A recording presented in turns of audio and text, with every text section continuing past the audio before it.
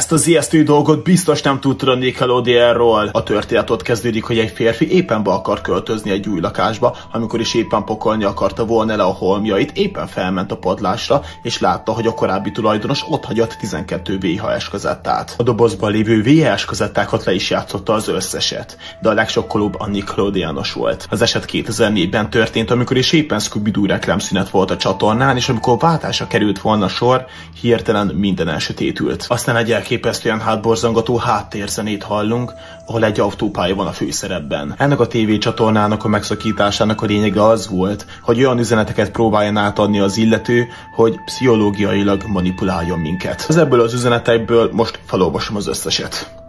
Hiányzott a nevetésed. Miért tetted ezt? Nem fogom megbánni. Ezt nem úszod meg. Sosem fogod megérteni az üzenetet, ugye? Nem tudsz megszokni. Nem ignorálhatsz. Nem félhetsz.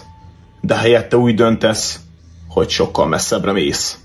Vissza fogok jönni. Miután véget ért az autópályás jelenet, a csatorna próbált volna visszaállni a normális kerékvágásba, de a hacker nem hagyta szó nélkül se. A csatorna állandóan glitchelt és jumpscare-ekkel is ijesztgetett minket, majd a végén egy Illuminati féle szemet vetett ránk. Most már tudod, hogy...